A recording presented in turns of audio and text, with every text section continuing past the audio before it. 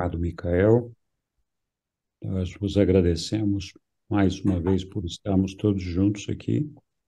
Pedimos o teu guiamento, tua orientação, para que nós possamos ter a mente aberta, o coração aberto, para lucidamente compreender os teus ensinamentos e adotá-los em nossas vidas. Muito obrigado a todos por terem vindo. Então, para aqueles que são novos aqui no nosso estudo, na nossa sala de aula, esse aqui é um grupo que já existe há 9 anos, é daqui de Curitiba, mas hoje faz tempo já que deixou de ser um grupo exclusivamente de curitibanos. Com a pandemia, nós nos abrimos aí no Zoom, e isso tem expandido frequentemente o nosso grupo de estudo aqui, o que é muito bom.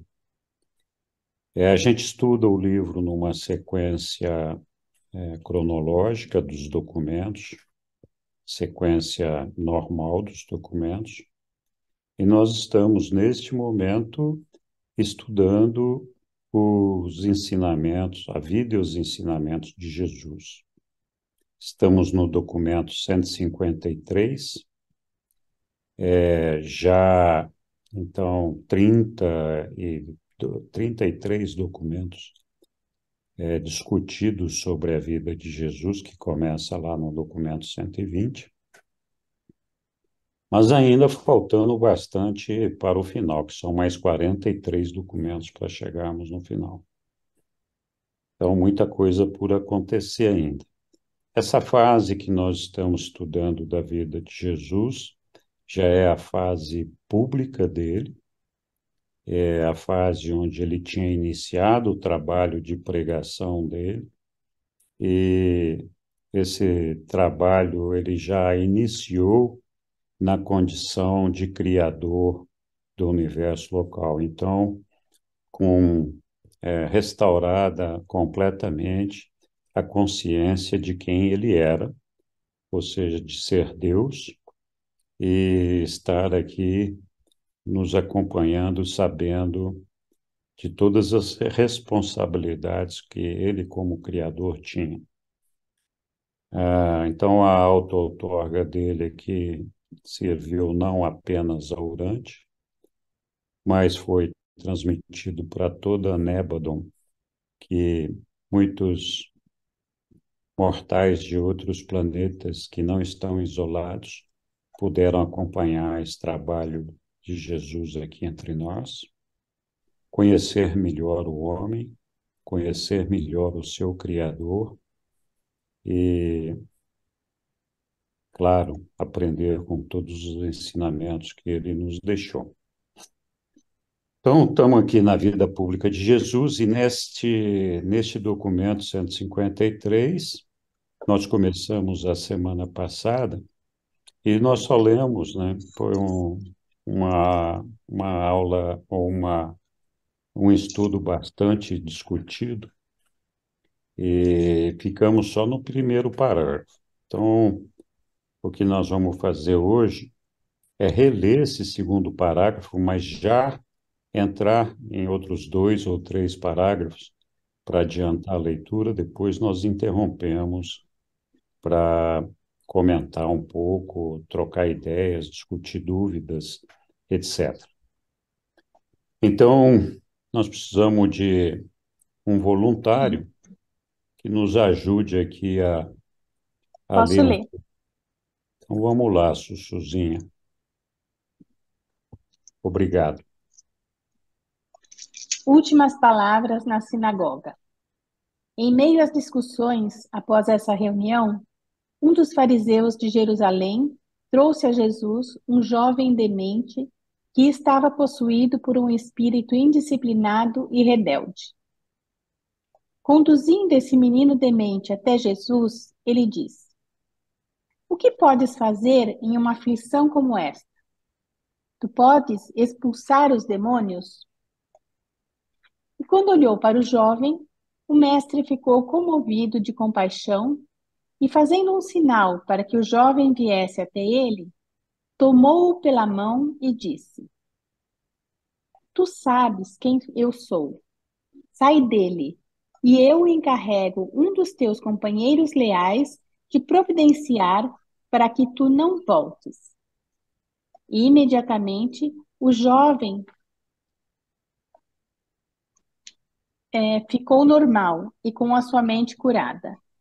E esse é o primeiro caso em que Jesus realmente expulsa um espírito mau de um ser humano. Todos os casos anteriores eram apenas de supostas possessões do demônio, mas esse era um caso genuíno de possessão demoníaca, como os que algumas vezes ocorreram naqueles dias e antes do dia de Pentecostes, quando o Espírito do Mestre foi efusionado sobre toda a carne, tornando para sempre impossível que esses poucos rebeldes celestes tirassem essa vantagem de certos tipos instáveis de seres humanos. Quando viu o povo maravilhado, um dos fariseus levantou-se e acusou Jesus de poder fazer essas coisas porque estava em aliança com os demônios, pois ele admitia que na sua linguagem para expulsar esse demônio eram conhecidos um do outro. E esse fariseu continuou, afirmando que os líderes e instrutores religiosos em Jerusalém haviam decidido que Jesus fazia todos esses chamados milagres pelo poder de Beelzebul, o príncipe dos demônios. E ele disse ainda: Não tenhais nada a ver com esse homem, ele está de parceria com Satã. E então Jesus disse: Como Satã pode expulsar Satã? Um reino dividido contra si próprio não sobrevive. Se uma casa for dividida contra ela própria, ela será logo levada à ruína. Pode uma cidade suportar o cerco se não estiver unida? Se Satã expulsa Satã, ele está dividido contra si próprio. Como então o seu reinado se mantém? E devia saber que ninguém pode entrar na casa de um homem forte e despojá-lo dos seus bens, a menos que, antes, se haja dominado e acorrentado aquele forte homem. E assim, se eu, pelo poder de Beelzebul, expulso demônios, por quem os vossos filhos o expulsam? E é por isso que eles serão os vossos juízes. Mas se eu, pelo Espírito de Deus, expulso os demônios, então o reino de Deus realmente veio até vós. Se não estivesseis cegos pelo preconceito e corrompidos pelo medo e orgulho, teríeis facilmente percebido que um que é maior do que os demônios está no vosso meio. Vós me obrigais a declarar que aquele que não está comigo está contra mim, e aquele que não se congrega a mim dispersa-se.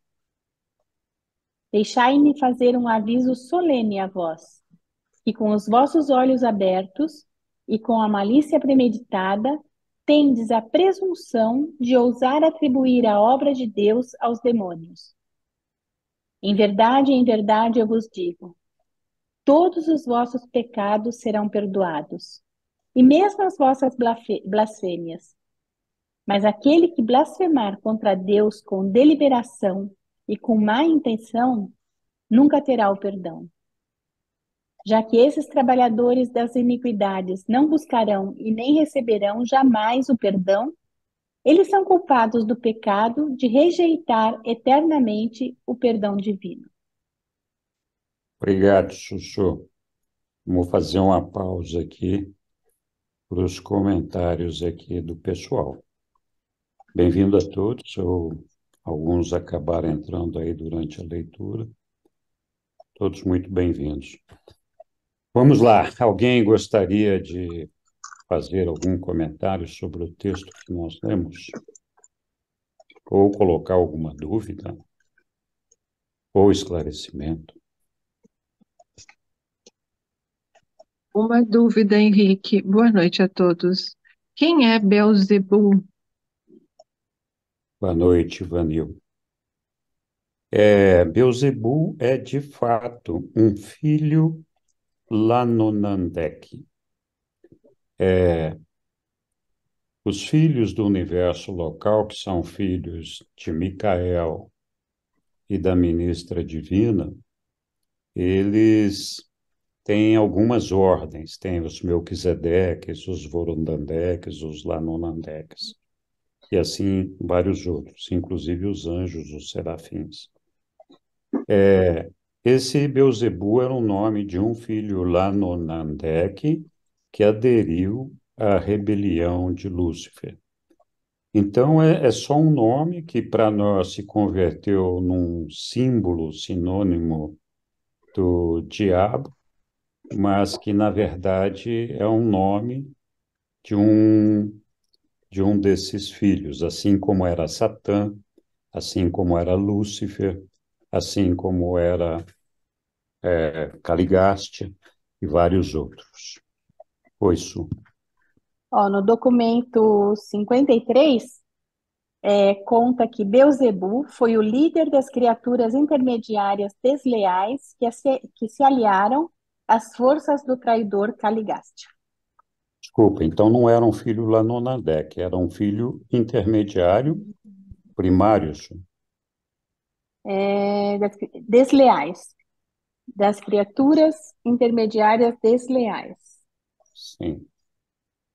Então, Não fala se ela não der, que não. Eu vou ler direitinho o 53 e eu posto no chat. é bom. Então, os filhos intermediários, nós temos duas ordens de filhos intermediários. Eles são os habitantes permanentes do planeta. Eles seriam um mortal desprovido de corpo, mas um mortal que não morre, fica aqui, né? Ou seja, um habitante do planeta. Não dá para falar que é um mortal. E eles ficam aqui ajudando, ministrando. Eles têm condições de contatar a mente humana e condição de contatar os espíritos celestiais que trabalham por nós. Nós tivemos dois grupos de seres intermediários, os primários, que são descendentes de um grupo de assessores do príncipe planetário, que vieram para cá 500 mil anos atrás, e um segundo grupo que é derivado da raça adâmica. Então, a maioria desses seres intermediários, por parte quando da rebelião, eles aderiram à rebelião, e o número de intermediários bons que ficaram aqui em Urântia ficou bastante reduzido. Então, tem um capítulo especial no livro que trata só desses seres. Diga lá, Chuchu. Não, desculpa, esqueci de abaixar a mão só. Oi, Leandro. Ô, Henrique, me permite fazer uma pergunta de um iniciante na leitura do livro e Claro. que pode parecer um pouco agressiva até para antigos leitores, né?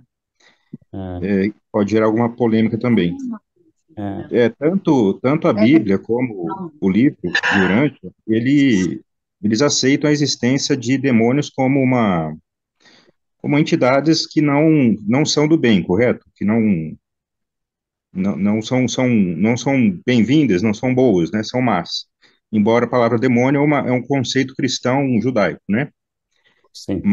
Mas no livro de Urântia também é aceito isso, uma vez que se opôs a Jesus quando ele estava aqui. Então, o livro de Urântia aceita a existência de seres superiores ao humano, seres espirituais do mal. E se sim, É, como nós podemos saber se as revelações de Urântia não partiram deles? é uma boa pergunta, Leandro. Olha, vamos começar pela primeira parte. No livro de Urântia, a figura de Deus é absoluta.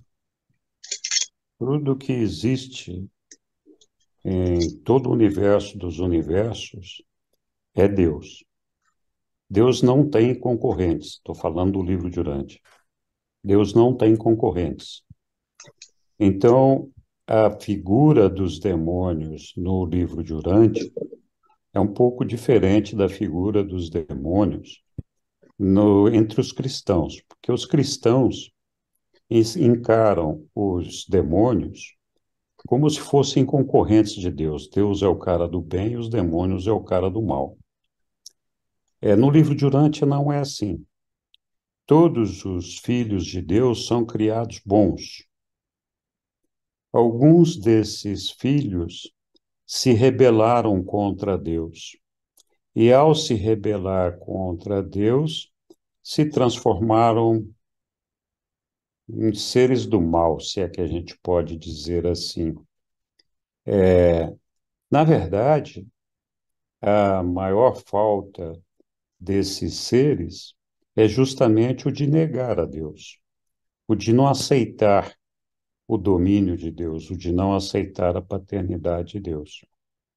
Mas dentro do livro de Urântia, todos esses seres que se rebelam dessa forma, ou eles se arrependem e voltam a ser seres do bem, ou eles são condenados à extinção. A personalidade deles deixa de existir.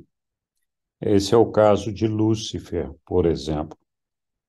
Então, uma diferença importante que no cristianismo os demônios estão associados ao inferno.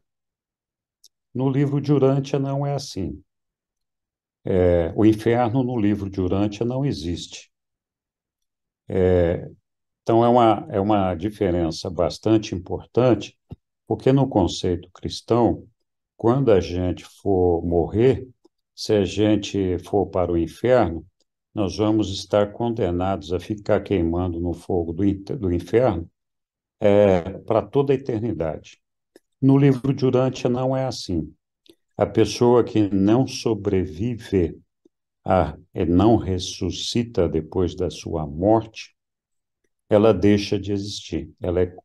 A existência dela é terminada pelos anciões dos dias e esse indivíduo, essa pessoa, deixa de existir como se nunca tivesse existido antes. Então, são coisas bastante diferentes, ideias e conceitos bastante diferentes, apesar de alguns termos, algumas palavras serem bastante parecidas.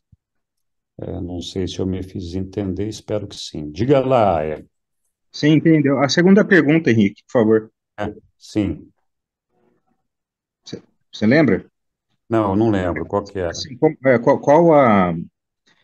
qual a opinião de vocês quanto à possibilidade das revelações de Urântia terem partido desses seres? Ah, tá.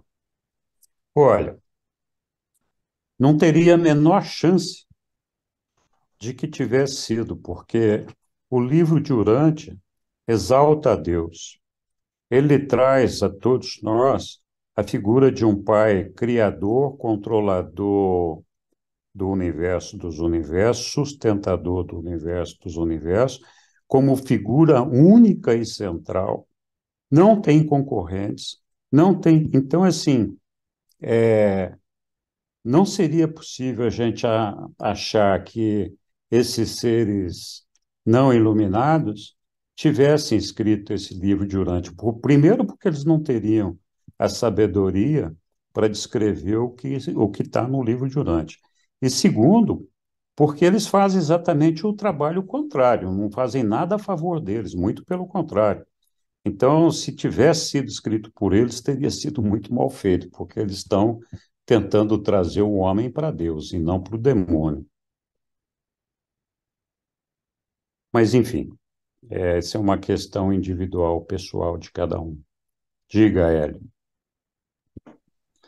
Boa noite a todos. Boa noite. Eu ia falar outra coisa, mas a partir da pergunta do Leandro, eu gostaria de responder também. Pode ser? Pode, claro. Põe na tela, por favor, o verso 3. O parágrafo 3.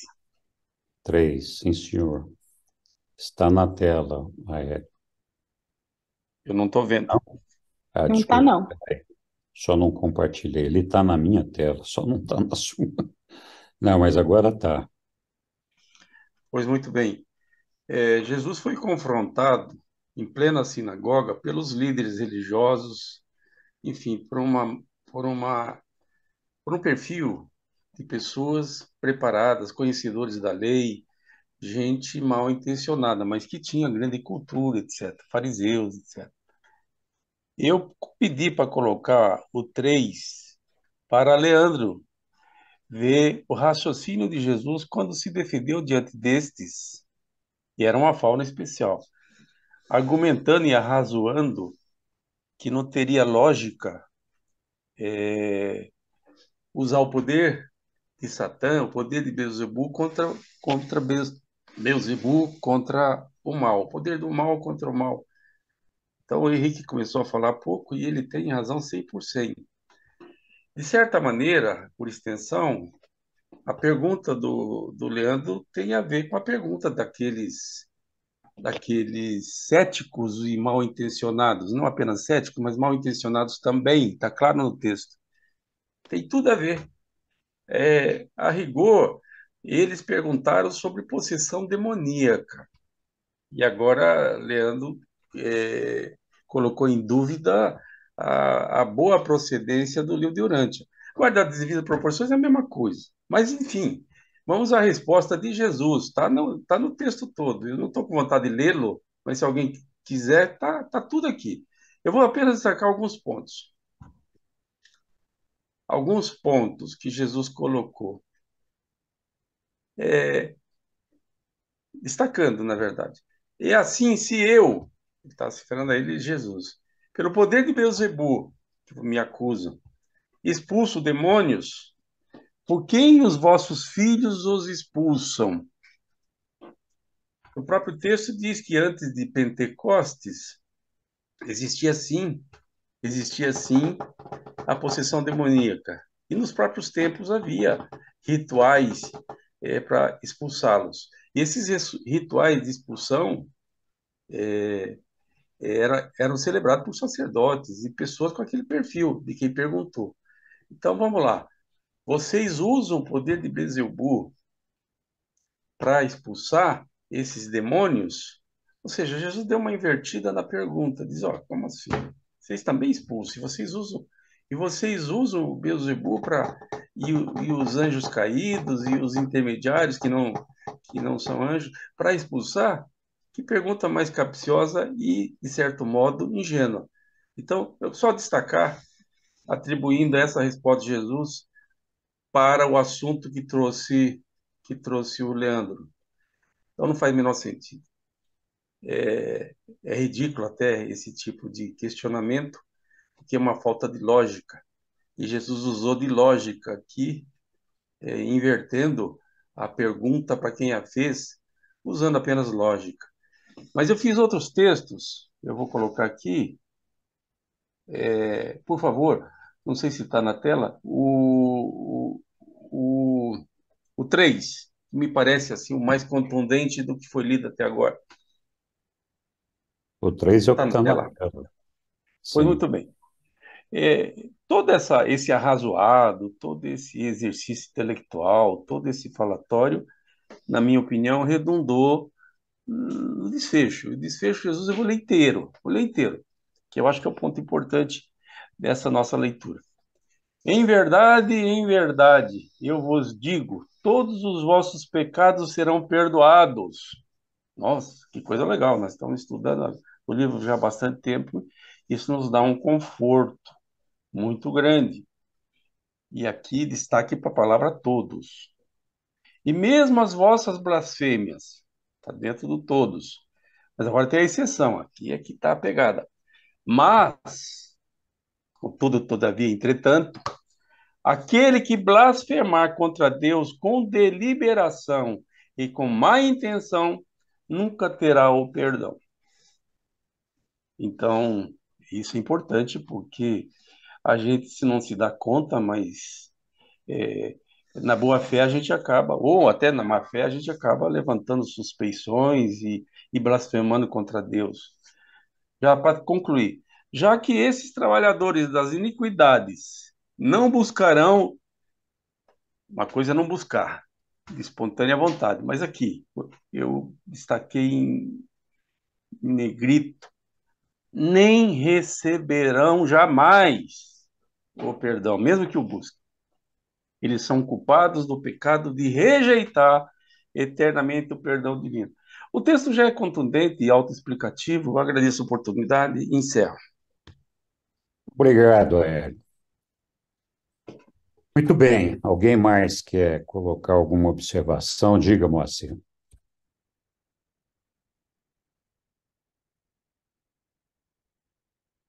Está fechado o seu microfone, Moacir.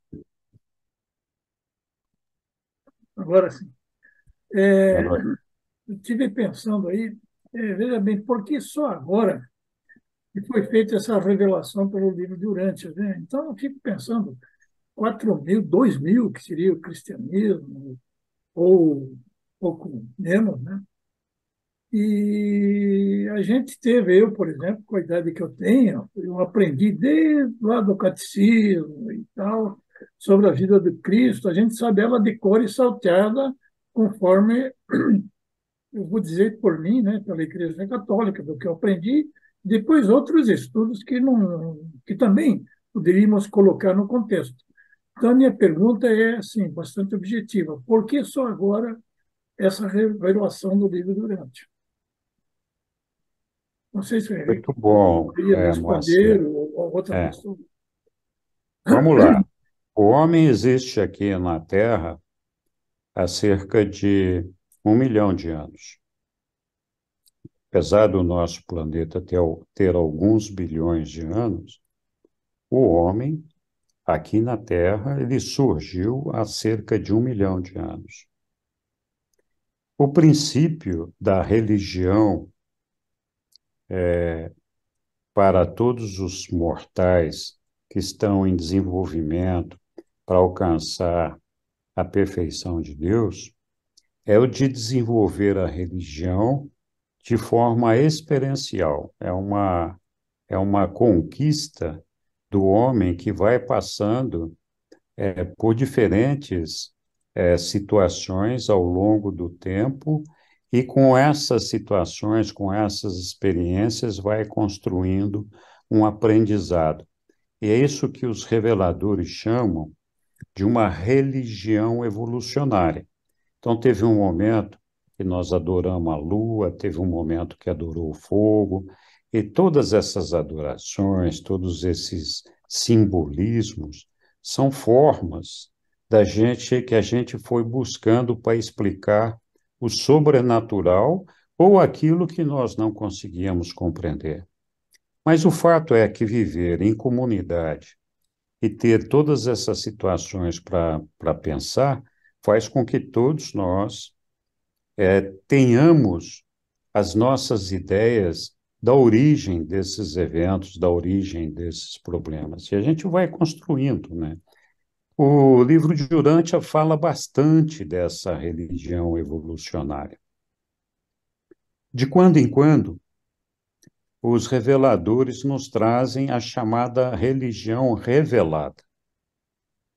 A revelação ela acontece a partir do momento em que nós atingimos determinados estágios, ou estamos prontos para atingir determinados estágios, porque a revelação, ela nunca é total, ela é sempre parcial, mas o que está lá é verdade. Então, nós tivemos uma primeira revelação com o príncipe planetário, depois com Adão e Eva, depois com Melquisedeque, depois com Jesus e agora com o livro de Urântia. Por que que veio essa revelação do livro de Urântia agora, neste momento? Os próprios reveladores nos contam isso. Eles falam, olha, vocês estão vivendo uma transição e vai acontecer daqui a pouco, porque assim, essa religião que nós temos aí, o cristianismo e outras religiões que estão em vigor no nosso planeta não vão mais se sustentar. Nós chegamos no nosso limite. Então, é preciso trazer uma correção de rumos. A situação que nós estamos vivendo hoje é as pessoas abandonando a religião e se transformando em ateus porque não acreditam mais na igreja, não tem resposta para tudo que eles querem. E a gente está vivendo um momento social, político, econômico, que faz com que a gente tenha muitas disputas, especialmente focadas no materialismo e toda essa coisa. Então, o que o livro de Urântia vem fazer é corrigir os rumos daquilo que Jesus nos deixou. Na verdade, não é corrigir o rumo daquilo que Jesus nos deixou, corrigir o rumo daquilo que os apóstolos fizeram com a religião de Jesus, porque eles entenderam a religião de Jesus tudo errado. Jesus veio nos trazer uma religião sobre o nosso Pai, dizer que nós somos todos filhos de Deus e, portanto, somos irmãos. E o que os apóstolos fizeram foi construir uma religião sobre Jesus. É lógico, tem muitos méritos nisso, e durante muito tempo, isso foi muito útil para a humanidade. Mas essa religião feita sobre Jesus, o cristianismo, foi desvirtuado. Então, como ela está se exaurindo, estamos chegando num ponto agora que a coisa fica bastante complicada, é necessário uma nova revelação. Primeiro, para colocar o cristianismo dentro da perspectiva dos reveladores, dizer, olha, vocês têm aqui uma série de interpretações que não estão corretas, temos que corrigir essas interpretações. Então, eles nos trazem essa iluminação para corrigir esses erros. Essa é a razão de ter. E logo nós vamos ter outros, com certeza, não é uma questão de tempo só. Como assim? Não sei se eu respondi, mas está lá. Diga lá, Lúcia. Ou Balma. Queria fazer um comentário a respeito da questão do Lúcio. Lembrar que esse irmão aí, o Valdir Van Dijk, era um ser brilhantíssimo, né? Era um ser tão lúcido e tão brilhante na sua inteligência e na sua capacidade, que ele se embeveceu com a sua própria grandeza. E é exatamente por isso que nessa desenvolvimento desse orgulho pessoal, ele ficou contra o próprio criador dele, que é o Micael, né? Então, ele era tão brilhante que muitos não acreditavam que ele pudesse, de alguma forma, estar cometendo um erro, né? Muitos se envolveram com ele por essa razão, e muitos se arrependeram, certamente, depois. A outro fato é que eles não poderiam escrever os livros e os documentos durante, porque estão todos presos. Eles não têm mais, em primeiro mundo, das mansões. Então, eles não têm mais a autonomia que tinha antes de Jesus, né? De sair de planeta em planeta, eles tentando angariar a simpatia e a parceria de outros seres, né? De outros planetas. Então, hoje, eles não têm a menor possibilidade de escrever nada, né? Nem de fazer proselitismo algum. Essa é a razão deles não terem, é a razão principal deles não terem condições de ser os instrutores de vida durante. Isso, logicamente, sem concluir que os seres desse nível, como é que eles iam estimular os frutos do Espírito para nós? De forma. Eles iam inspirar tudo que não prestava, né? Logicamente. Então, é isso aí. E a outra era a respeito dessa última abordagem aí que o Leandro falou, que eu me desconcentrei, Mas, bom, depois volta. Eu perdi a raciocínio. Obrigado, Palma. Só eu cometi um erro ali atrás quando eu falei que era filho Voronandek para Satã, que na verdade Satã, ou Beelzebub, melhor dizendo, Mas eu, ser intermediário, não era um filho Lanonandek. Mas também Lúcifer não era Voronandek, ele era Lanonandek, são ordens diferentes de seres. eu E queria, só que eu me lembrei agora a outra questão pra, é que a religião institucional, como a gente falou bem, é exatamente o erro que foi cometido principalmente por Paulo, no anseio de tornar a religião de Jesus mais agradável às pessoas, né? E a expectativa de que ela pudesse ser, um outro estágio posterior, uma religião institucionalizada, né, pelo próprio Estado, como realmente foi durante o imperador Constantino. E que a religião promovida pelo livro de Urântia é a religião revelatória, que é a religião, afinal de contas, que ela é revelatória porque ela é uma religião revelada internamente, pessoa por pessoa, onde a compreensão das questões essenciais da sobrevivência humana é apresentada por ninguém. E apresentada por quem? Apresentada por Deus dentro de cada ser humano. E é, afinal de contas, o ajustador do pensamento. Era isso que eu queria é isso pegar. aí, muito bom, Bauman. Obrigado. Bom, não sei, alguma outra dúvida, algum outro comentário? Se não, seguimos adiante aqui com a nossa leitura. Bem-vindo a todos os que chegaram aí depois, né? Chegou um monte de gente aí, mas beleza, muito bom. São todos muito bem-vindos. Alguma outra dúvida, alguma outra pergunta? Fiquem à vontade. Ok. Então, nós vamos continuar com Henrique, a... Oi.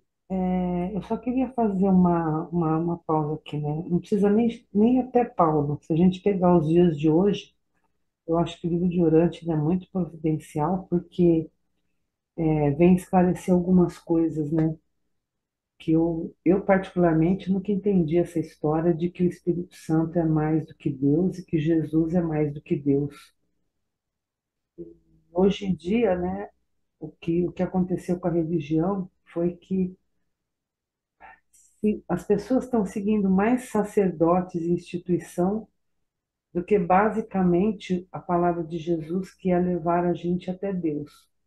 Isso daí, eles louvam Jesus como se Jesus fosse um cara legal, o bonzinho, e se esqueceram da coisa primordial. Então, acho que o livro de Urântia, né, voltando ao assunto que o colega lá falou, eu acho que hoje ele veio para eu, pelo menos, estou entendendo assim. Ele veio para trazer a gente na razão da verdadeira missão, né, de que Jesus veio fazer. Não só ele, mas para a gente compreender melhor qualquer religião, que o objetivo final não são os Micaéis, mas é Deus, é o Criador. Eu acho que isso daí é fundamental hoje. É bom, Silvana, é isso mesmo. Muito obrigado. Algum outro comentário? Alguma outra? Ok. Então, nós vamos precisar de um voluntário para continuar a nossa leitura aqui. Posso ler? Claro, pode. Nós Então, não leio. vamos ler agora o item Onde 5. parou? Nós paramos aqui no item 5. 153.4.5. 153, 4, 5. Deixa só eu ver, porque o meu não tem número. Ah, então aqui E está. então, Jesus disse, é isso? Então, Ah, se levantou um outro fariseu que disse: aqui. Tá, já achei. Então se levantou um outro fariseu que disse: Instrutor, gostaríamos que nos desse um sinal predeterminado que concordaríamos fosse o estabelecedor da tua autoridade e do teu direito de instruir. Tu concordarás com esse arranjo? E quando Jesus ouviu isso, ele disse: Essa geração sem fé é à procura de um sinal. Busca uma prova, mas nenhum sinal vos será dado a não ser aquele que vos já tendeis, e aqueles que vereis quando o Filho do Homem partir de entre vós. E quando acabou de falar, os seus apóstolos cercaram-no e conduziram-no para fora da sinagoga. Em silêncio, foram com ele para a casa de Betsaída. Estavam todos pasmos e tomados pelo terror, de um certo modo por causa da súbita mudança na tática de ensinamento do mestre. Eles estavam totalmente desacostumados a vê-lo atuar de um modo tão combativo. Muito Consegue? obrigado, Silvana. Tá. Muito bem. Alguém quer comentar esses dois parágrafos aí, ou qualquer outra coisa que a gente acabou de ler?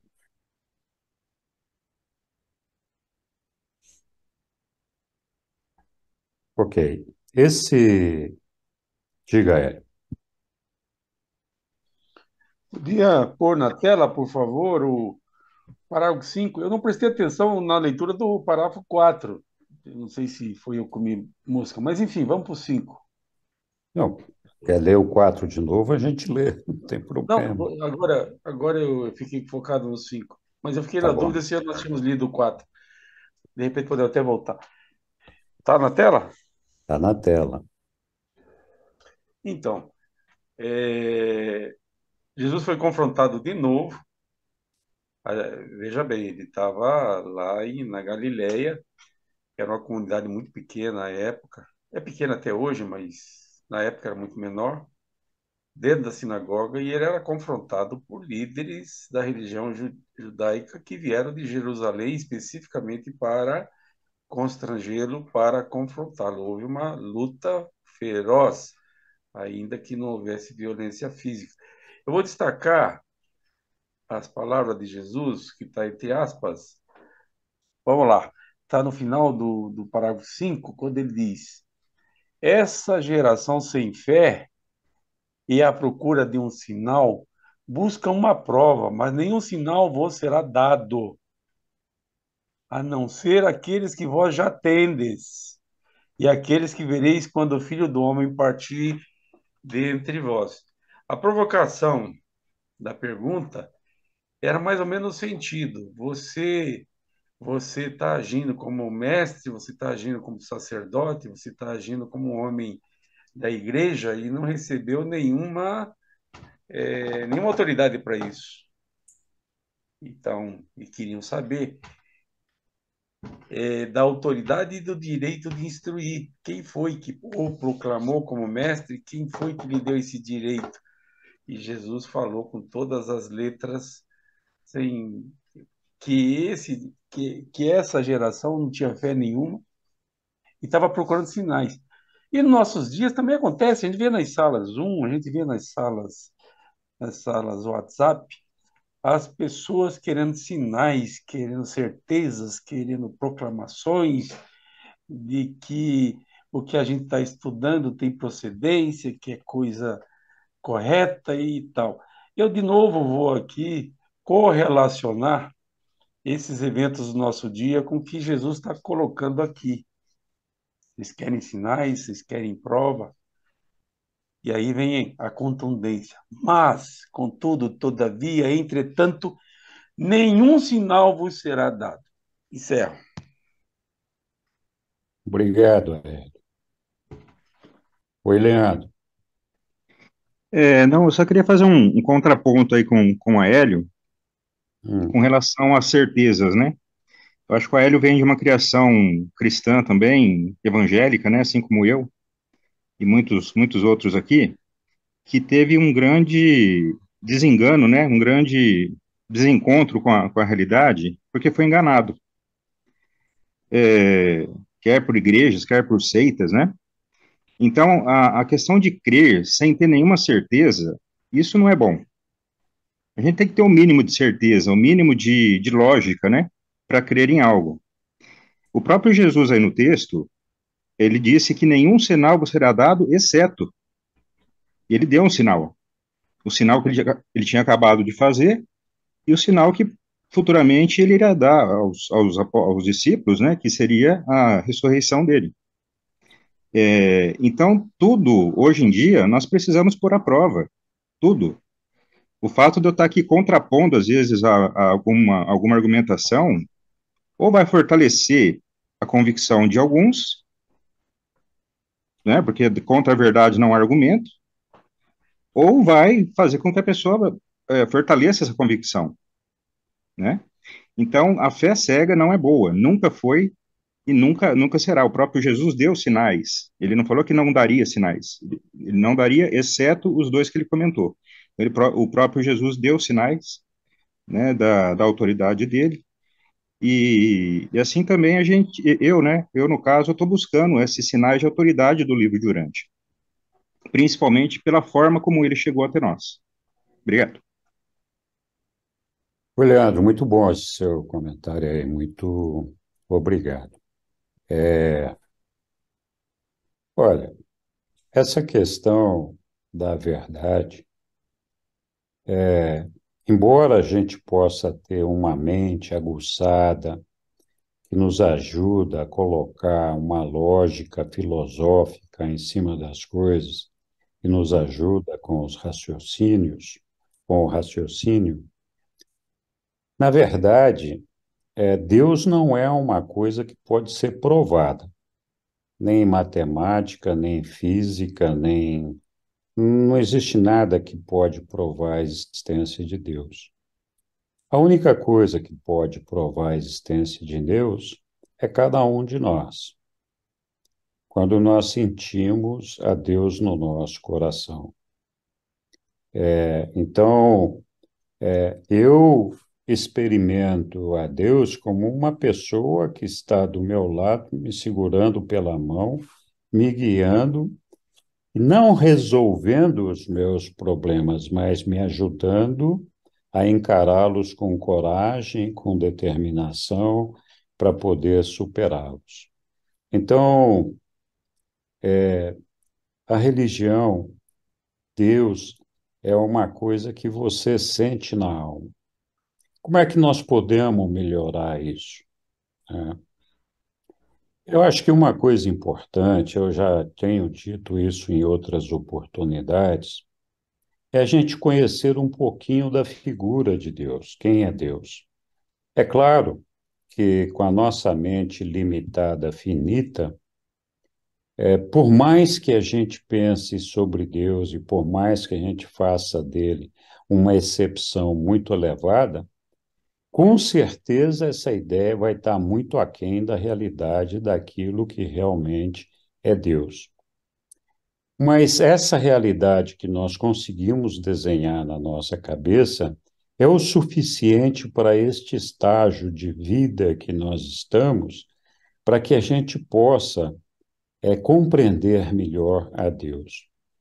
Nós aprendemos no passado que Deus era um cara vingativo, que anotava no caderninho e ficava fazendo truques, tem concorrentes, tem diabos que concorrem com ele, todo esse negócio. Quando a gente verdadeiramente aprende sobre Deus, a gente aprende que Deus é um ser de amor. Não é um ser que está aí para nos testar naquilo que nós fazemos. O objetivo dele não é que nós sejamos testados para ver se nós passamos como um aluno escolar nas matérias que nos são mostradas. Não é isso. O que Deus espera de nós é que nós conquistemos uma evolução natural por meio da busca da perfeição, com o desejo de alcançá-lo e de ser como ele é. Então, essa é uma coisa muito pessoal. Já falei outras vezes também. Você dizer que acredita em Deus, já é um grande passo. Dizer que acha que Deus é seu pai, já é um passo maior. Agora, perceber e sentir a Deus verdadeiramente como teu pai e a pessoa que te ampara, te dá sustento, te dá capacidade para superar as dificuldades que nos são postas como experiências para que a gente conquiste a nossa mestria, esse sentimento de estar ao lado do Pai, percebendo Ele dentro de você, te abraçando e estando contigo, essa é a maior prova que o ser humano pode ter da existência de Deus. E isso se desenvolve por meio da fé. Antes da fé, muita gente precisa de passar por um processo intelectual. Mas à medida que a gente vai avançando nesse processo intelectual, cada vez mais nós ficamos convencidos da beleza e da verdade e da bondade de Deus. Então, esse é um sentimento pessoal, não é o livro de Urântia que vai nos dar isso, ele pode até ajudar, e com certeza ajuda, me ajudou muito, assim como ajudou a muitos outros, mas é uma questão pessoal, é a busca interior de cada um que vai nos levar na. E nós vamos sentir, seja no livro de Urântia, seja na Bíblia, seja onde for, o que é que nós temos de verdade naquilo ali que realmente a gente consegue se sentir confortável com essas verdades. E leva um tempo, nós estamos aprendendo. Mas foi muito oportuna essa tua colocação, Leandro. Muito obrigado. Oi, Aélio. Por favor, o parágrafo 4. Sim, senhor. Está lá o parágrafo 4. Eu vou ler a primeira frase e é textual, abre aspas. Muitos de vós neste dia chegastes à encruzilhada dos caminhos. Vós começastes a fazer a escolha inevitável entre a vontade do Pai e o caminho das trevas escolhidos por vós próprios. E o que escolherdes agora, assim finalmente vós sereis. O texto é autoexplicativo, não vou cansá-los explicando, mas é atual esse texto, vale para cada um de nós nessa sala hoje. E aí, seguindo ainda nesse, eu declaro que, eu quem? Jesus declara que no reino eterno do meu Pai, uma árvore é conhecida pelos seus frutos. Pelos seus frutos. E aí segue, olha só. Mas alguns de vós sois como víboras, e como podeis, tendo já escolhido o mal, gerar bons frutos? Afinal, as vossas bocas falam pela abundância do mal nos vossos corações. Agora eu vou pular para o 6, por favor. A última frase desse tópico, mas talvez eu tenha que ler antes.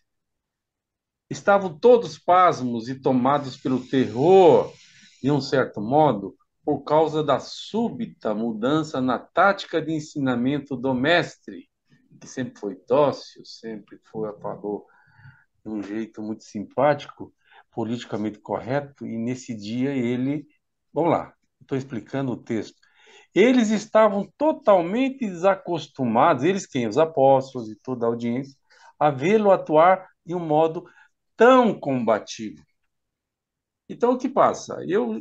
Nesse tempo que estou no movimento urantiano, e muito antes, eu já confessei, até para Leandro, no nosso grupo lá do Urant School, que ele saiu, mas ao tempo que ele estava lá, eu falei para ele a minha história, que eu fui católico de berço, já de uma família de católicos, e eu me desapontei amargamente contra a liderança católica, e fiquei discético, e eu me transformei numa pessoa incrédula, duvidosa, que, que de um extremo eu parti para o outro. Mas esses sem entrar muito na minha biografia, eu percebi claramente, ao longo desse meu ceticismo, que eu estava passando do ponto. Quer dizer, o meu ceticismo explicava alguns dos meus comportamentos, mas efetivamente o meu ceticismo passou do ponto certo. E agora eu tive a oportunidade, nesse dia de hoje, ver de novo o texto que falava de mim. Mas aquele que blasfemar contra Deus com deliberação e com má intenção, isso eu fiz aos montes, justificando que era ceticismo, que era intelectualismo, que era louvável o meu comportamento. Mas na verdade era isso mesmo, era blasfêmia pura e simples e bem mal intencionada. É o meu caso, estou falando só de mim. Grato. Que bom que você se reencontrou, Aélio. Muito obrigado. Ok. Esse documento que nós acabamos de ler é um daqueles documentos que a gente fala que é sempre importante conhecer a história, conhecer os eventos, conhecer o que tem antes deles dentro do livro de Urântia. Então, para você entender esses demônios, entender os seres intermediários, seres caídos, esse negócio todo, você lê esse parágrafo aí e pode chegar a um monte de conclusões completamente equivocadas, porque a gente não sabe exatamente do que os reveladores estão falando. Mas tem toda uma história, tem toda uma narrativa que antecede esse documento, que nos dá claramente a ideia sobre todos esses pontos e a gente, assim, consegue entender melhor o, os ensinamentos nesse momento aqui do livro. Bom, eu então recomendo a todo mundo que sempre busque ler o livro para de ponta a ponta, começando lá na primeira página e terminando na última, que é o que os reveladores nos recomendam. É fato que tem muita coisa que está ali no livro que a gente não consegue compreender num primeiro momento, mas também é uma verdade gigantesca, que a maior parte das dúvidas que nós vamos levantar durante a leitura do livro vão estar respondidas no próprio livro, nos capítulos que se seguem. Então, é uma questão de ter um pouquinho de paciência, perseverança e de fazer a leitura. Muito bem. Isto posto, podemos começar a estudar o próximo documento, se todos estiverem de acordo. E aí nós precisamos, então, de um voluntário para nos ajudar aqui a noite de sábado, o item 5. Quem vai nos ajudar? Não, fala um de cada vez. Se todo mundo quiser falar, não vai dar certo. Vamos lá. Posso continuar? Pode, claro. Vamos lá. Na noite de sábado, Jesus, a todo momento, quebrava em pedacinho as esperanças de seus apóstolos. Repetidamente, ele destruía a expectativa mais bem acalentada deles, mas nenhum momento de desapontamento, nem tristeza igualaram-se aos que agora o surpreendiam. E também havia agora misturado a depressão deles, em medo real pela própria segurança, e estavam todos surpreendentemente assustados com a súbita e completa deserção da população. Eles estavam também um tanto amedrontados e desconcertados com a ousadia inesperada e com a determinação agressiva demonstrada pelos fariseus que haviam vindo de Jerusalém. Mas ainda que tudo estavam desnorteados com a súbita mudança de tática de Jesus. Sob circunstâncias normais, eles teriam dado boas-vindas ao aparecimento dessa atitude mais militante. Contudo, vinda como veio, junto com tantas coisas inesperadas, ela assustava-os. E Muito agora, obrigado. Vou fazer uma pausa aqui para discutir esse parágrafo. Alguém quer comentar alguma coisa sobre isso?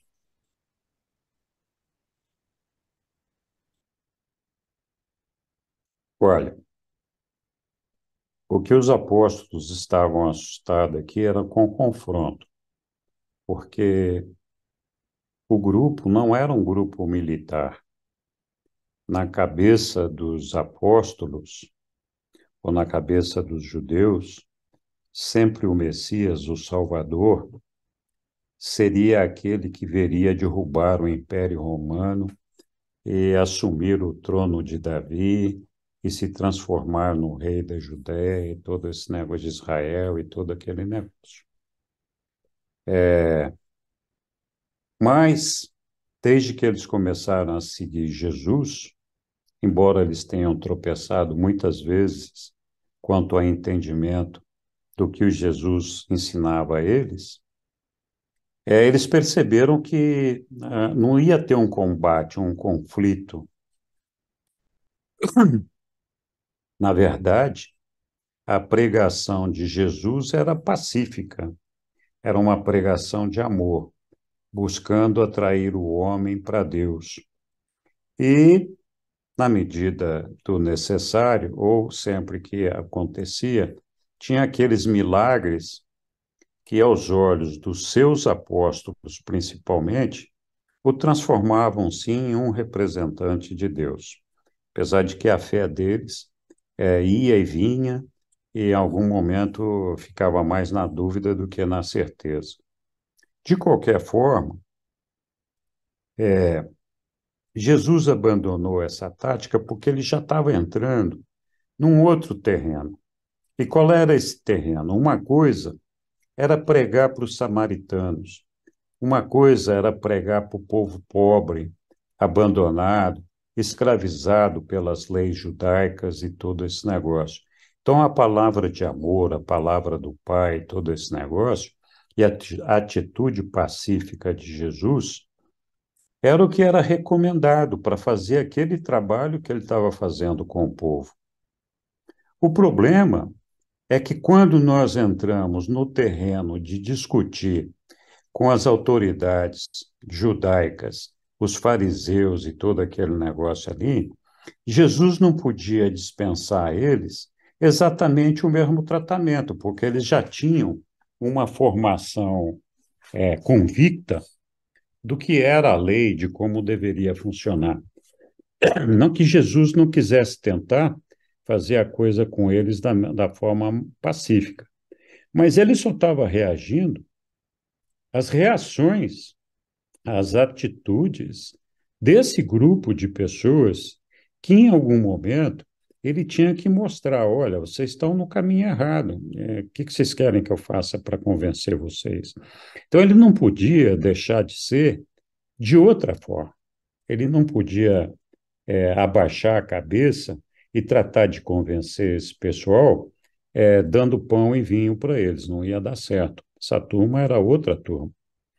Então, daí essa mudança de atitude beligerante e que, com certeza, pela reação que eles encontravam com esse povo, demonstrava claramente que ele tinha uma oposição ferrenha e que o pessoal queria mais ver ele fora de Israel, queria que ele sumisse, né, na verdade.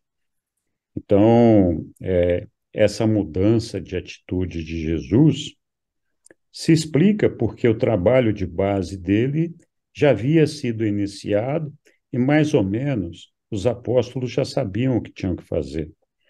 Mas com esse pessoal da lei, os doutores da lei, eles não tinham experiência nenhuma, né? E o tratamento ali era diferente. Então, essa é uma opinião pessoal e que a gente vai ver nos próximos documentos cada vez mais em Jesus. Diga lá, Leandro. É o Daniel primeiro. Opa, Daniel. Olá, tudo bem, pessoal? Boa noite.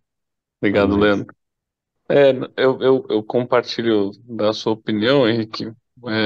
Eu acho que até o final, ou até além disso, é, é, os apóstolos ainda esperavam uma reação, esperavam tal do reino na terra, e a reação diferente de Jesus, né, em relação aos demais,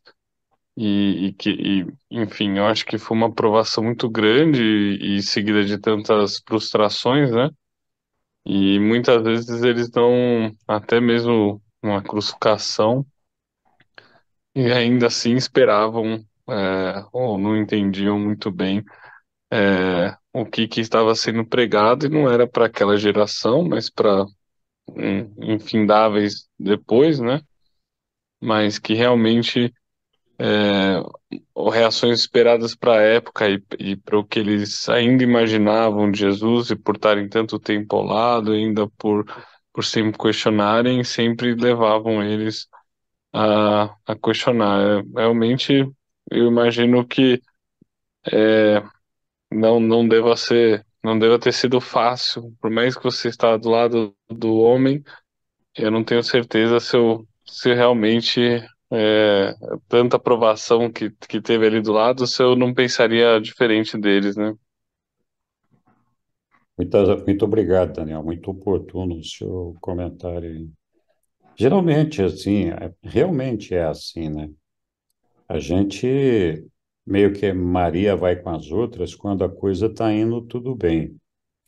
Quando surge o grande obstáculo, todos nós titubeamos, né? Retrocedemos, a gente fica pensando se está no caminho. Isso vale para nós hoje também, com certeza. Obrigado, Daniel. Diga lá, Leandro. Não, eu acho que o Henrique já comentou isso, acho que de outra forma, em outras palavras, né? Mas o que eu queria comentar é que a mudança em minha opinião, né? A Uhum. mudança da prática de Jesus, a mudança da atitude dele, também é pelo fato dele já ter percebido que aqueles fariseus já tinham tomado uma decisão, que era matar ele, era eliminar ele. Não adiantava Jesus dar nenhum sinal. E isso explica por que ele não deu sinais no parágrafo anterior. A decisão daqueles fariseus já tinha sido tomada. E isso demonstra a maldade no coração deles, né? Eles não estavam em busca de sinais para comprovar alguma fé, mas em busca de sinais para acusar Jesus contra o Império Romano, ou seja lá, contra a própria população judaica, né? Eles queriam eliminar. E Jesus, Uhum. sabendo disso, mudou, já os condenando, né? Já sabendo que tinha no coração deles as intenções, Jesus tinha como falar de uma forma mais condenatória. Então, eu acho que a mudança da atitude de Jesus foi pelo fato, realmente, de Jesus já perceber ali que eles tinham tomado a decisão de eliminar ele. Obrigado. É verdade, é isso mesmo. Bom, mas ainda assim, né, a gente vai ver nos próximos documentos, Jesus ainda tenta resgatar, trazer todas essas pessoas a uma certa lucidez, iluminação que pudesse fazer com que eles mudassem a sua maneira de ver as coisas. Mas é muito difícil você convencer uma pessoa de abandonar o status quo, principalmente quando essa pessoa tem alguma autoridade, é o cara da lei, ou tem algum poder, ou tem algum dinheiro, vive confortavelmente. E para ele é normal fazer, para essa pessoa é normal fazer as explorações que eram feitas ali, né? E é lógico, os ensinamentos de Jesus contrariavam os interesses particulares dessas pessoas. Então, era mais uma razão para as pessoas ali dos sinédrios, os judeus mais ortodoxos, rejeitarem a palavra de Jesus, que eles se sentiam ameaçados. Mas mesmo assim, a gente vai ver, Jesus insistiu de diferentes formas, né? Até que a última foi se entregar e deixar que eles o matassem. Mas, enfim, algum outro comentário? Boa. Seguimos adiante. Então, Quem vai nos ajudar a ler aqui agora? Olho no olho aqui. Vamos lá.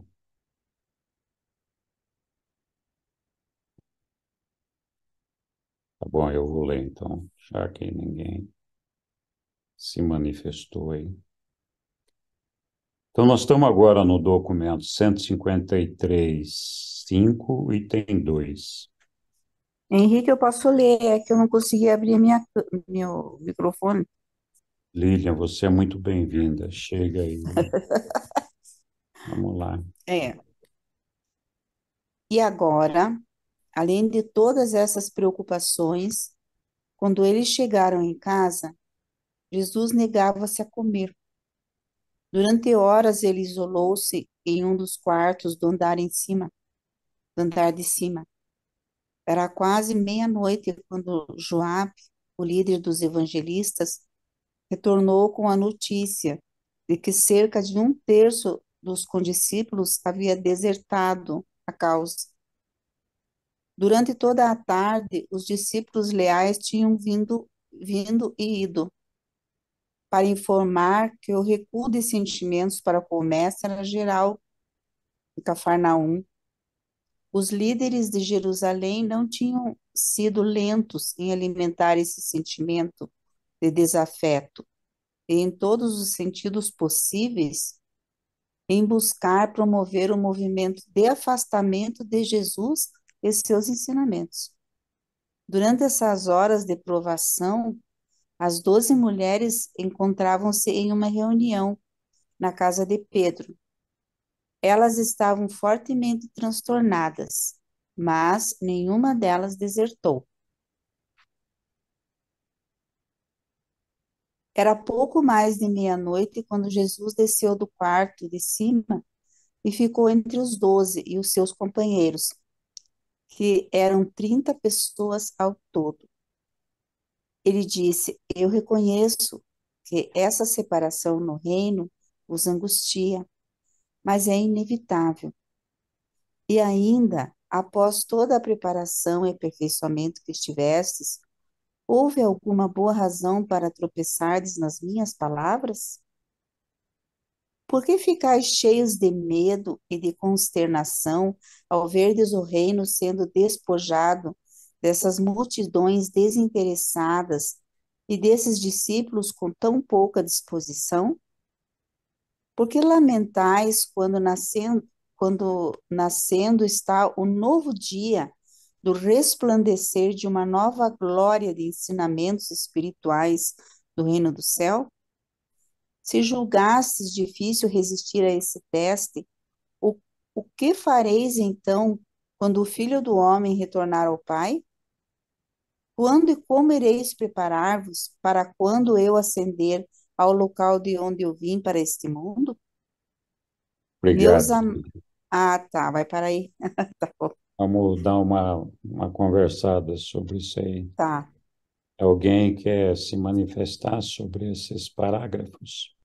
Então, eu entendi ali que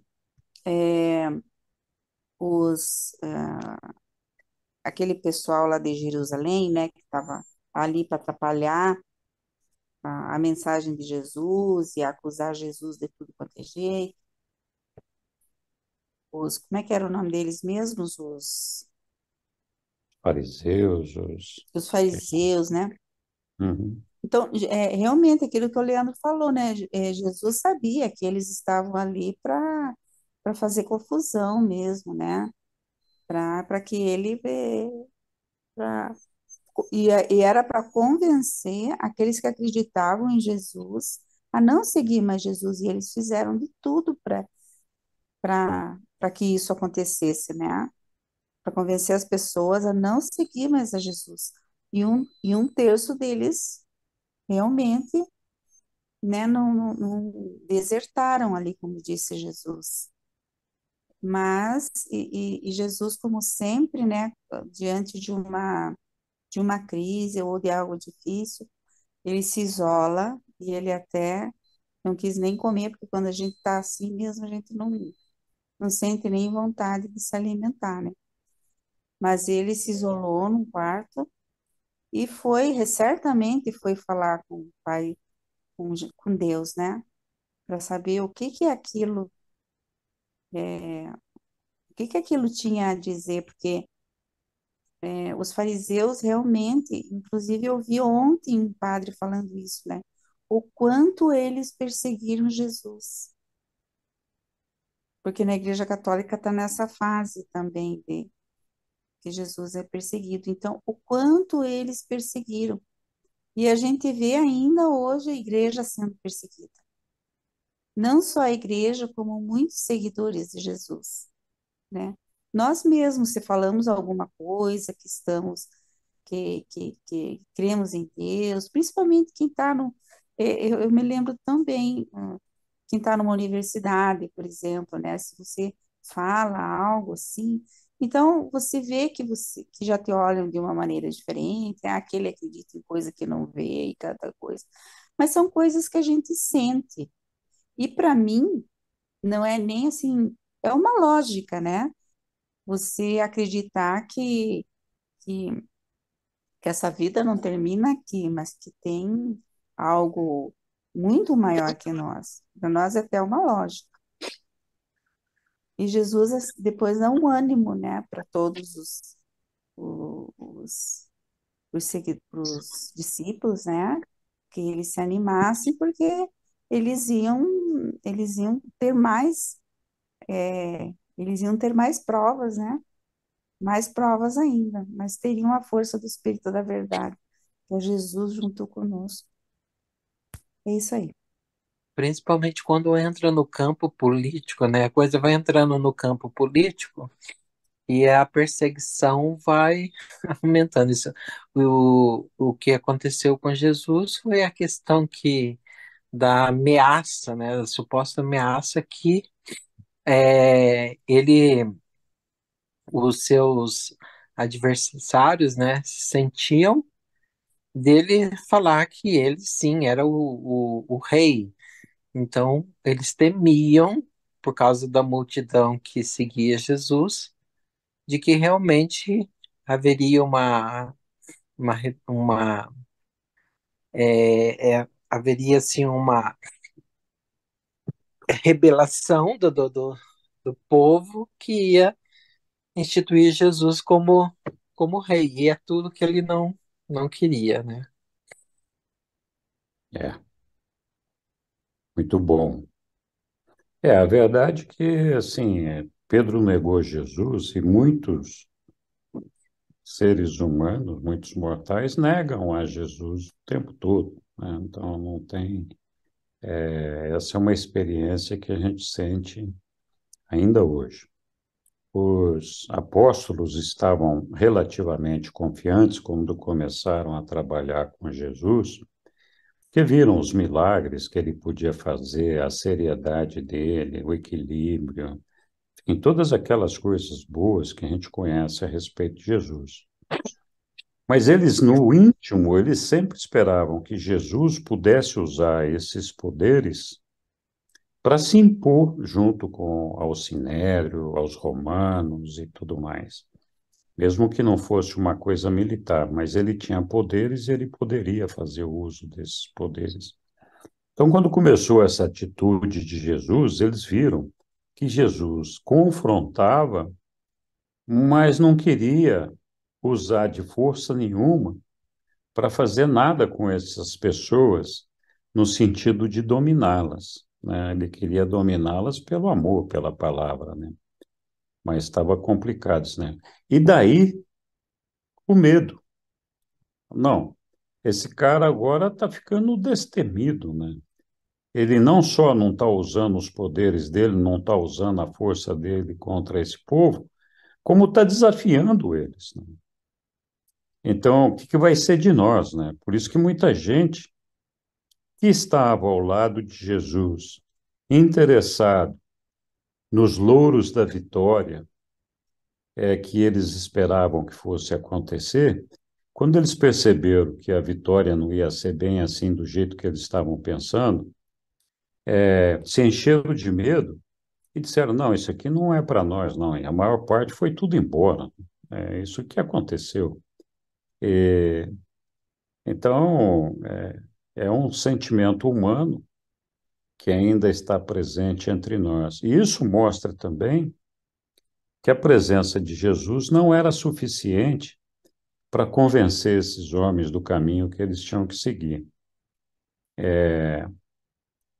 porque eles sempre tinham dúvidas e sempre ficavam amedrontados e sempre ficavam atordoados com as coisas que aconteciam.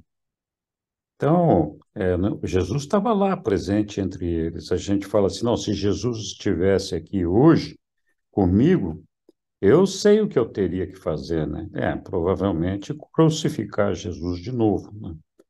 Mas esse aqui é o ponto. É por isso que eu falei um pouco mais atrás, que não é uma questão de inteligência, de matemática, de física.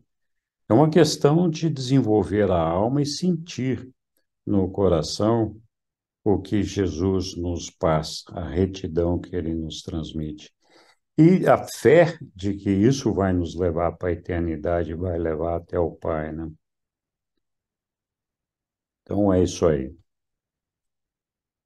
Alguma dúvida, comentário adicional? Ou seguimos adiante aqui? Diga lá, Ivan, de Santa Helena. Você está com isso? Estão me ouvindo agora, né? Agora sim.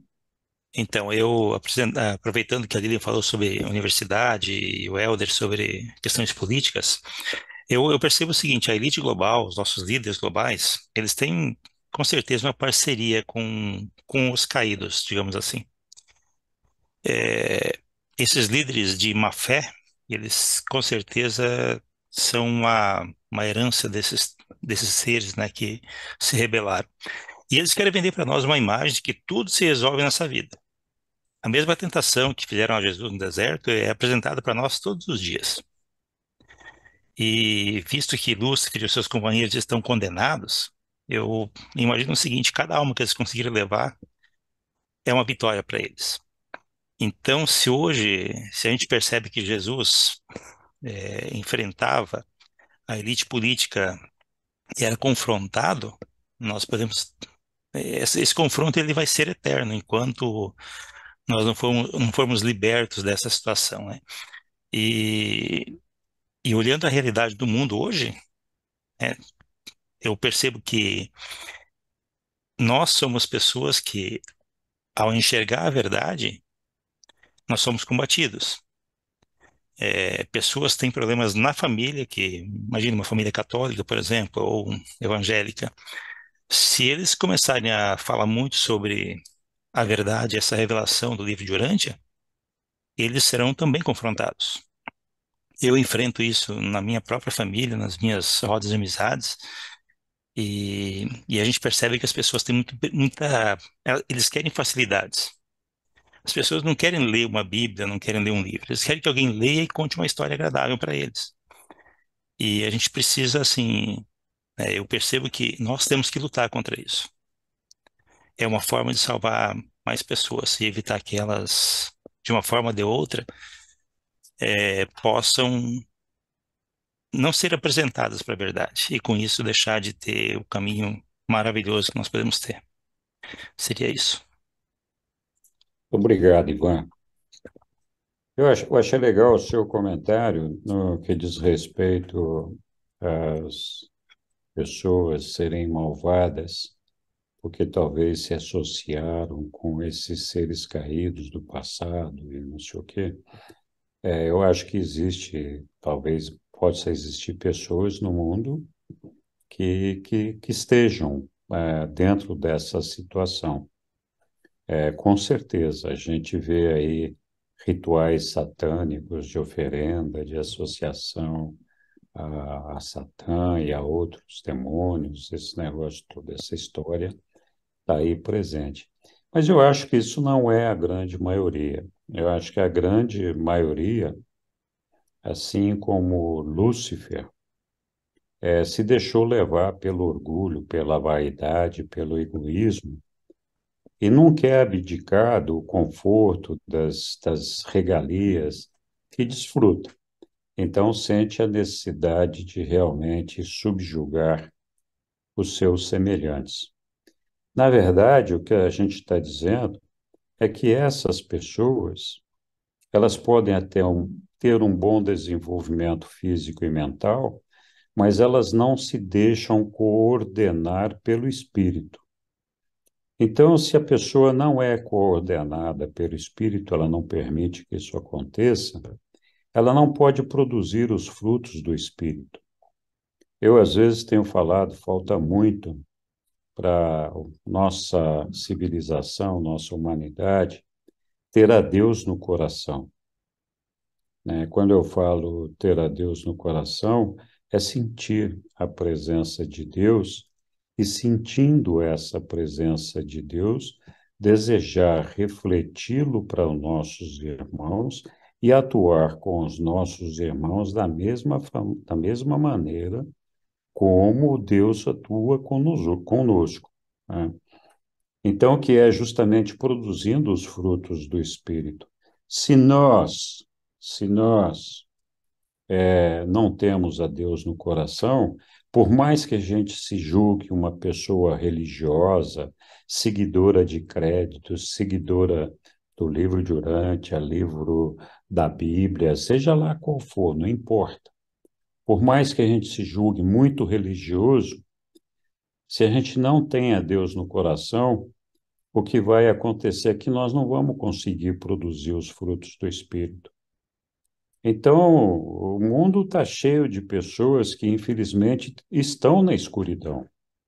Muitas delas porque não tiveram a oportunidade de perceber a luz de Deus, no meio onde elas se encontram.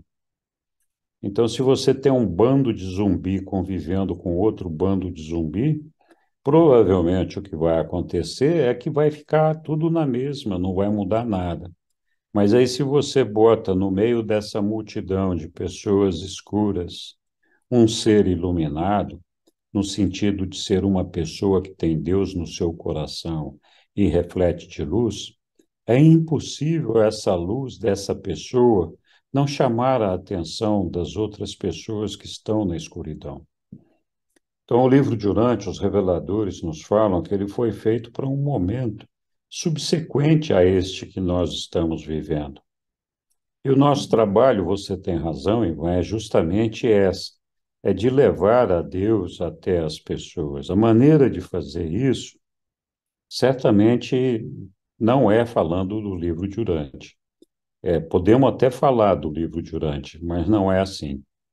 A maneira da gente mostrar para as pessoas que nos cercam que é possível levar uma vida diferente, de luz, é com o nosso amor, a nossa amizade, o nosso carinho, o nosso apoio, a nossa dedicação, o nosso ouvido, a nossa ajuda, o nosso serviço desinteressado a todas essas pessoas, revelando a bondade e a beleza de Deus. Então, eu acho que isso, de alguma forma, vai atrair algumas pessoas. Não vamos nos iludir que vão ser muitas, mas quem sabe um dia, né? Oi, Daniel. Não, Henrique, é interessante você falar isso, e até pelas reações que estão no chat, acho que, não sei se você acompanhou, Não, mas não muitos acompanhei. aqui, acho que você também deve, e outros devem sentir na mesma. Muitas vezes a gente se sente sozinho, né, por ler um livro, por não ter não necessariamente uma religião ali, né, um templo, outros seguidores, né, é uma caminhada um pouco solitária, né, e a gente percebe cada vez mais que se você não é um religioso de um evangélico, um católico praticante, as pessoas que não estão nesse meio sentem vergonha de falar, de falar de Jesus, de discutir, né, o que está além. Não que são ateus, né, mas eu acho que não, até por uma questão da sociedade hoje, não se aproximam, né? E aí a gente fica. Que bom que tem esses grupos aqui, né?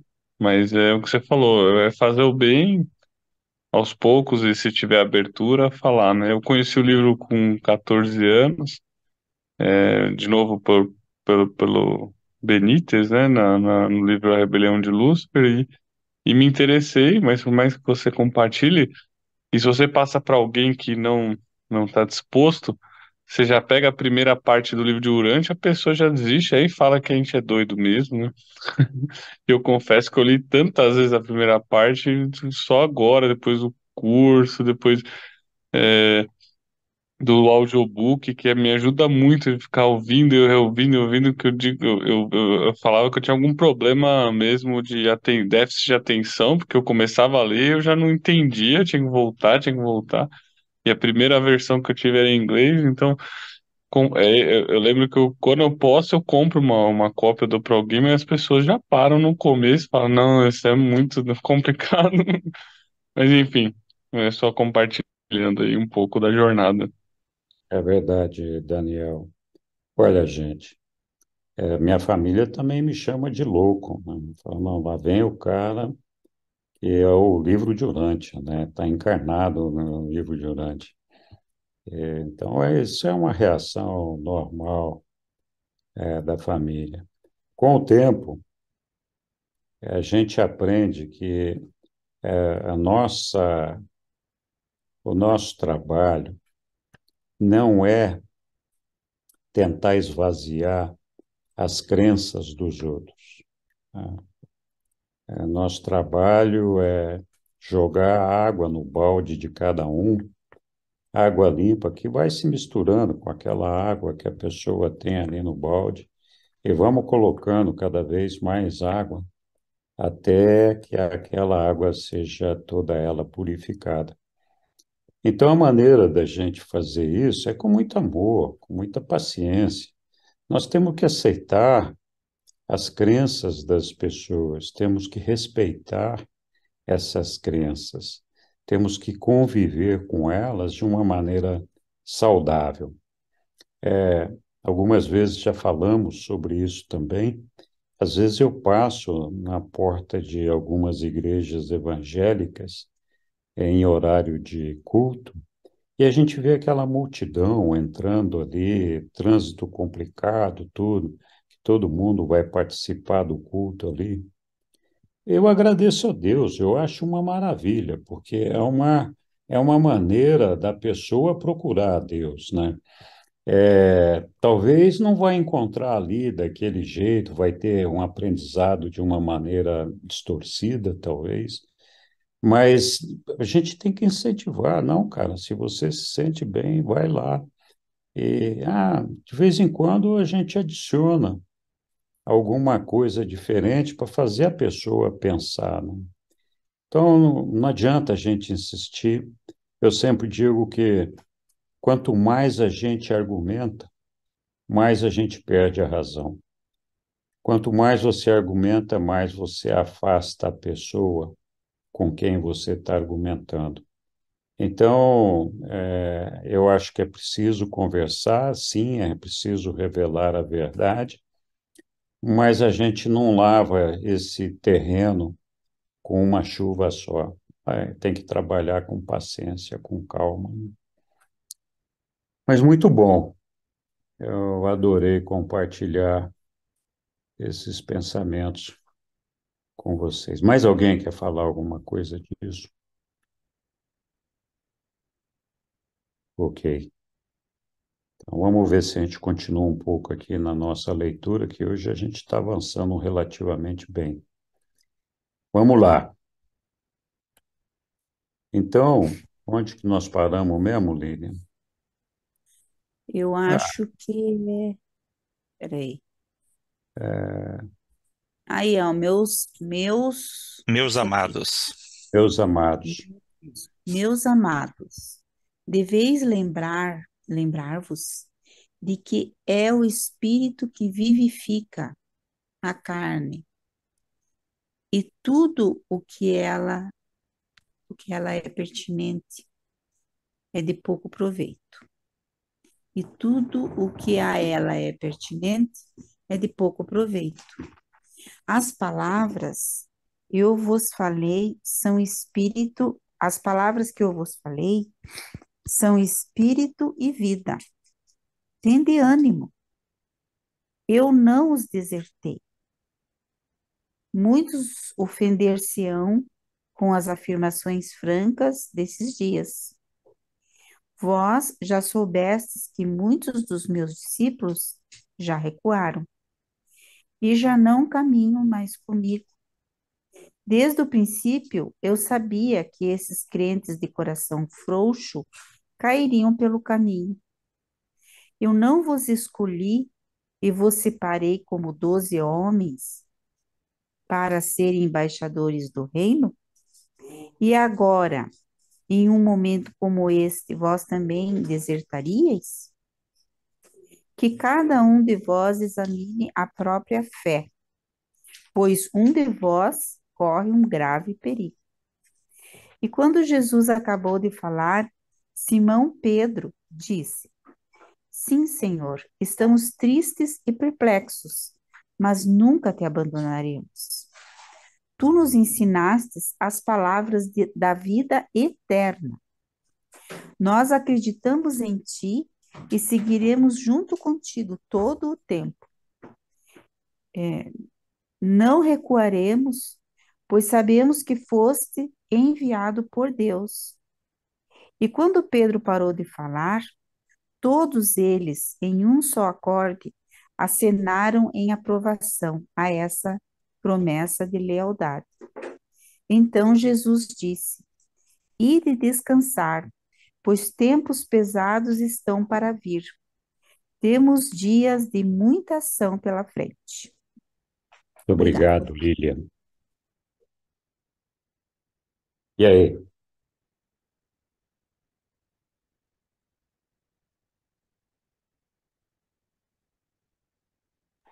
E aí que Jesus animou o povo,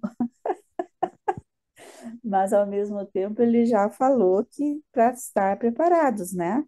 Porque viriam tempos difíceis. Então ele não, vamos dizer assim, ele animou, né? Como a gente anima, mas ao mesmo tempo fez com que os discípulos caíssem na real, na realidade, né? Porque a gente tem uma tendência de falar, não, vai dar tudo certo e tal e tal. Se bem que Jesus, a gente fala porque a gente espera que realmente tudo, né? Que não tenha tantas provas assim, mas Jesus já sabia o que viria pela frente, né? Então ele já preveniu os discípulos. Interessante. É verdade. O mais difícil para nós, mortais aqui, é termos fé. A fé é a única coisa que pode nos assegurar no caminho certo. E a compreensão do que é essa fé, que muitas vezes é difícil, né? A gente tem fé quando a gente sente Deus no nosso coração, quando a gente sabe que o nosso Pai está conosco. A gente sabe que nós vamos acordar do outro lado e caminhar para a vida eterna, quando a gente tem essa convicção, essa certeza. Então, isso desperta um amor tão grande pelo nosso Pai, que a gente se sente incapaz de traí-lo, incapaz de fazer alguma coisa que não seja da vontade do nosso Pai. E é por isso que Jesus seguia esse caminho de retidão, porque ele tinha uma fé incomensurável no nosso Pai. E ele não se sentia à vontade para fazer nada de errado que pudesse tirá-lo desse caminho de buscar a verdade, de buscar fazer a vontade do Pai e de chegar até Ele. Mesmo que isso implicasse em viver momentos muito difíceis, que, como todos nós sabemos, Jesus viveu muitos momentos difíceis. A crucificação foi só o ápice desses eventos todos, mas ele sempre teve uma vida complicada e difícil com os desafios que foram colocados para ele. Então, mesmo assim, ele não se desviou, ele não cedeu à tentação de poder, de mulher, de riqueza. Ele sempre tinha consciência muito clara daquilo que era importante para ele se manter dentro da vontade do Pai, né? Então, isso é o que eu acho que nós temos que nos inspirar em Jesus, nessa fé que ele tinha, e essa fé é aquela que é capaz de transformar a nossa vida, de fazer com que nós não saiamos desse caminho de retidão nunca mais. Essa que é a ideia. Diga, Sussu. É, eu conheço algumas pessoas que não têm fé, né? E que vivem perdidas, assim, quando alguma coisa sai dos eixos, elas se tornam perdidas. E aí eu fico assim pensando, porque para mim é tão natural acreditar em Deus, não é natural e é tão mais fácil saber que Deus existe, que Deus está ali, que aconteça o que acontecer, mesmo que eu sofra ainda nessa vida, e com certeza eu já sofri e vou sofrer bastante, mas que existe uma vida eterna, né? Que existe a continuação do caminho e que, se Deus quiser, eu vou passar de ano e vou conseguir chegar lá. Aí, assim, eu fico muitas vezes, assim, quando as pessoas me contam algumas coisas e que eu percebo, assim, a falta de fé neles, a falta de acreditar em Deus. Eu acho que esse é o caminho mais difícil. Muito mais fácil é você se entregar para Deus, né? Saber que Ele está lá, sentir a mão dele sobre a sua, né? Te conduzindo, te levando, e saber que, assim, se você pedir, Ele vai te guiar, né? Através do Espírito da Verdade, através do Espírito Santo e através do ajustador de pensamento que está dentro de você. Minha vida é fácil? Não, acontecem muitas coisas.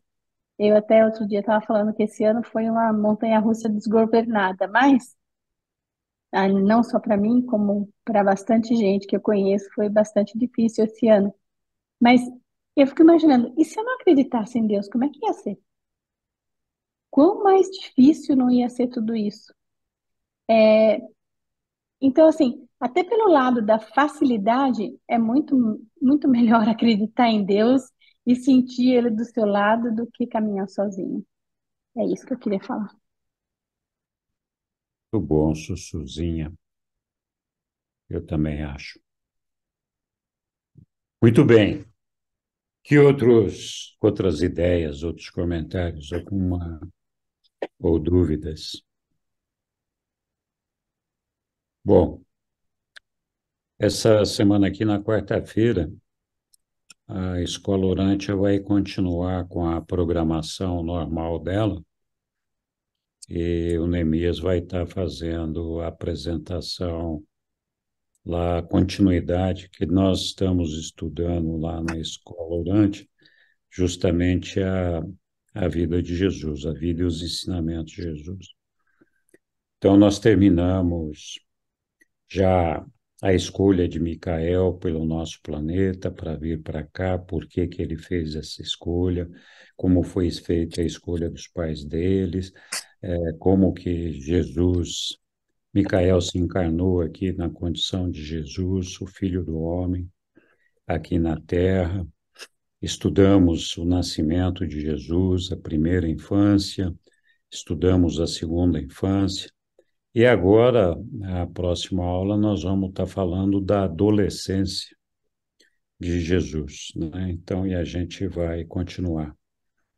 Então, é um trajeto bastante longo, eu convido a todo mundo para participar, se tiverem disponibilidade, e aqueles que não podem participar da aula, podem depois assistir às gravações das aulas se quiserem fazê-lo. Então, bastante interessante. Aliás, ali na escola a gente tem um repertório de acho que de mais de 150 aulas gravadas que podem realmente ajudar a esclarecer alguns temas. Elas estão classificadas por temas, então fica fácil para quem quiser dar uma visitada lá.